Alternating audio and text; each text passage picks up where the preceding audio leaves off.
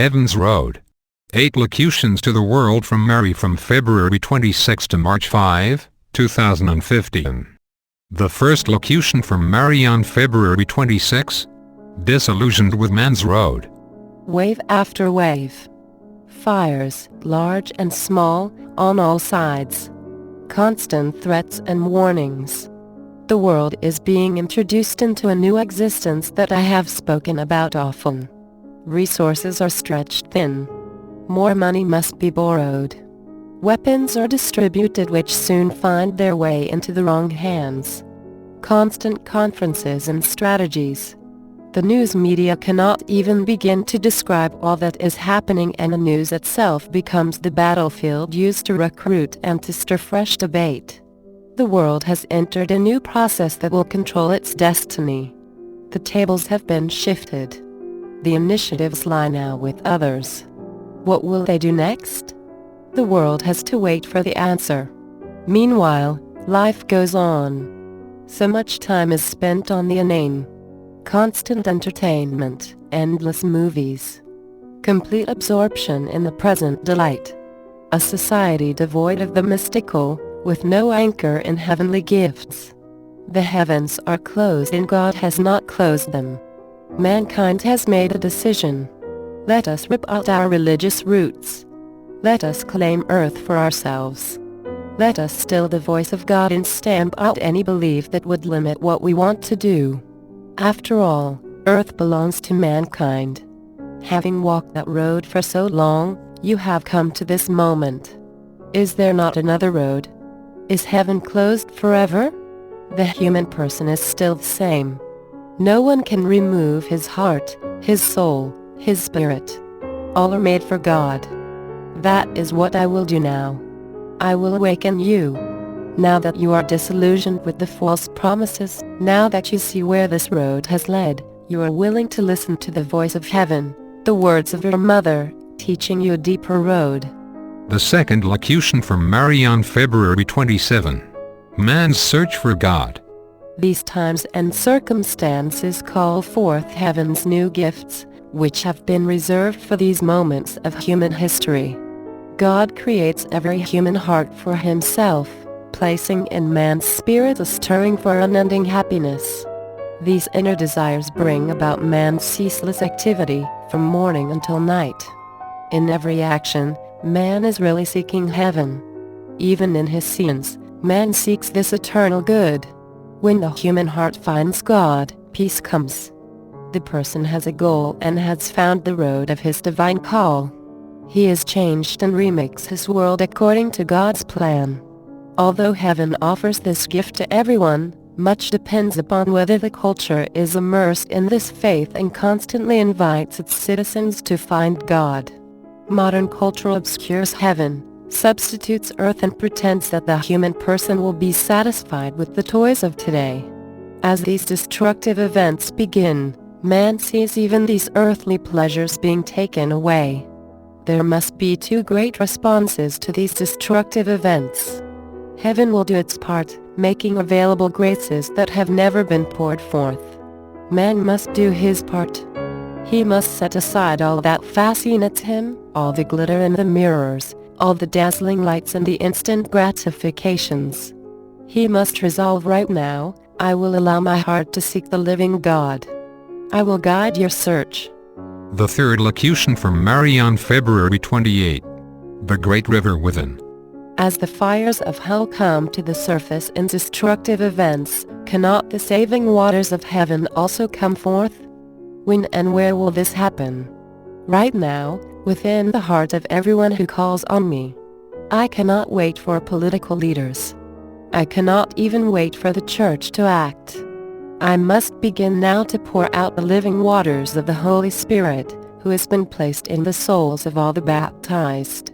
Satan cannot touch this impenetrable castle of the human spirit, made for God alone. How he would like to invade there and cast his ultimate fire, removing man's free will and absorbing the human spirit into his spirit. This will never take place on earth.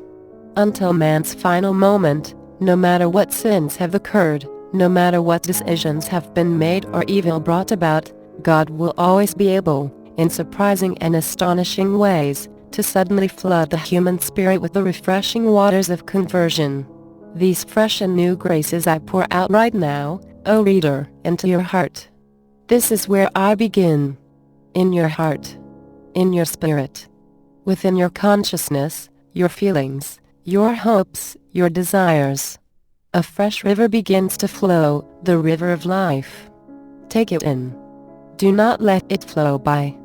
The river is for you, no matter what has happened in your past life, no matter what your situation is right now. In fact, I begin right there, exactly where you are. My rivers are flowing, into hearts that have always sought me, into hearts that once knew me, and into hearts that have never experienced my motherly love. The rivers are flowing. No one can stop these rivers because they begin within your heart. Can you not hear them flow? They are ready to take you in a totally new direction. They are my inner gift, my first answer to the new destructive fires causing these events. The fourth locution from Mary on March 1. Endless waves of blessings. My gifts will be like the waves of the oceans, always coming, one after another, never ceasing. When one wave comes, do people not look for another? So it must be. A new awareness, one gift awakening to the next, never ending until the moment of death. Mankind cannot save itself. Extricating itself from one problem, it finds only more waiting to come. So, it will be with my blessings, one after another, always more powerful, deeper and longer lasting.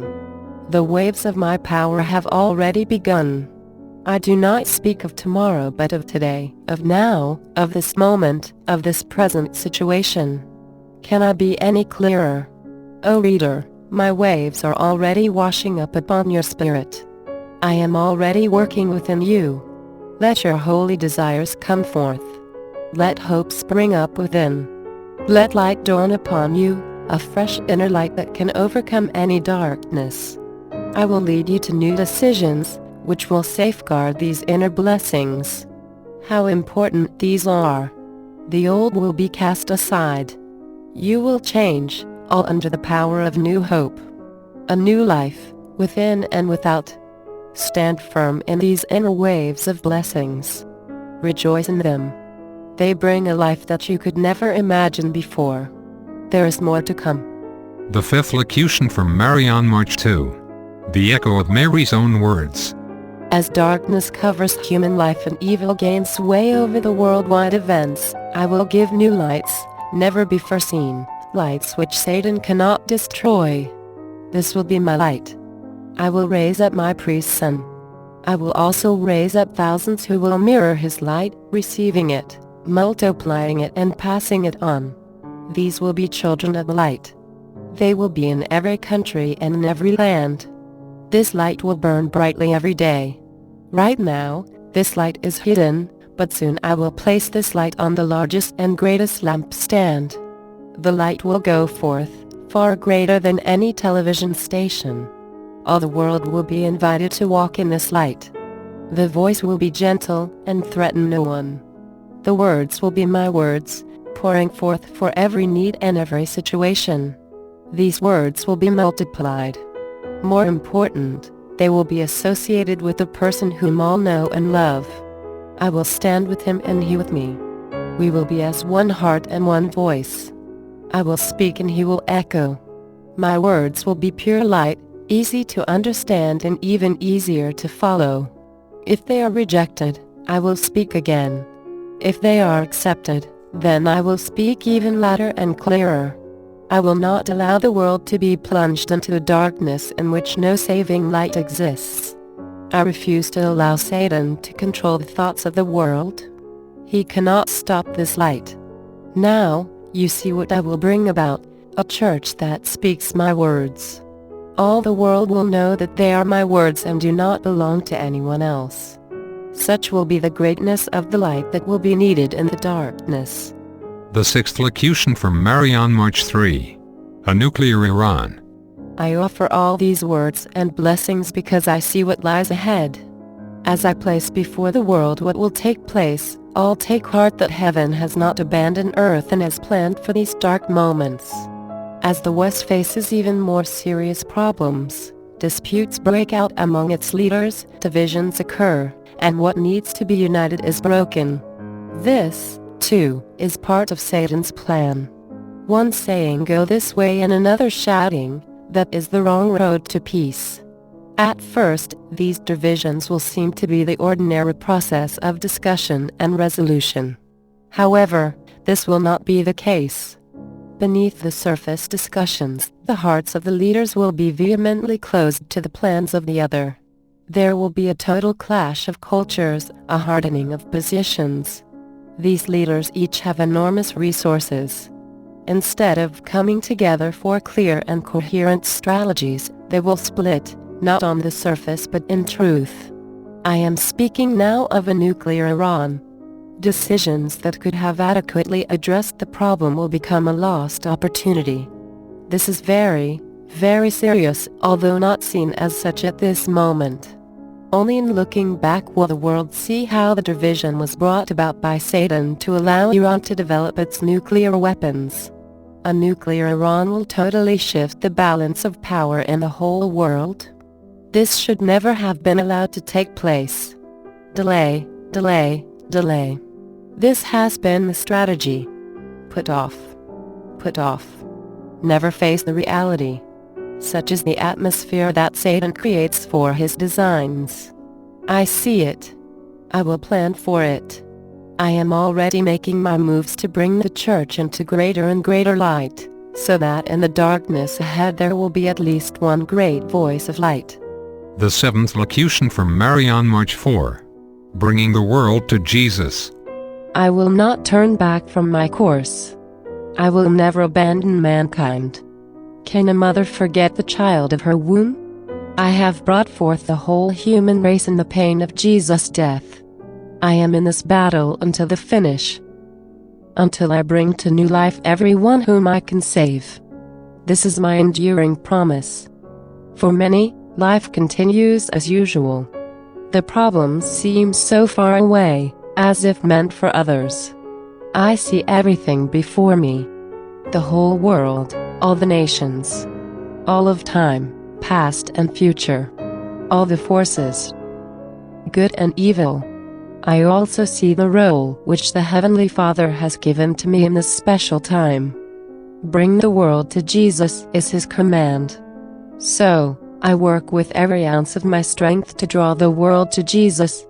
I say to God, Father, they have set Jesus aside. I need more powers and I need more people. The Father has given me all that I need. He has clothed me with the sun and put the moon under my feet. Those lights which control the days and the seasons. He has crowned me with the stars so I can be seen even in the darkest night. I say this for one reason, to prepare a people who believe in me, a people who understand the Father's plan. Then, I will act and my actions will be understood. People will say, it is the woman. They will respond, my actions must not be fruitless. They must be a call to action. Millions must be stirred. Do not forget the Father's command to me. You must bring the world to Jesus. That is what we will do together. The eighth locution from Marion, March 5. Prayers that reach heaven. Only the gifts that pour out from my heart can save the world. I must explain these gifts because people might believe that I will miraculously save the world without any effort on their part. So, I must be clear because these gifts are already flowing. These are saving gifts which must be received.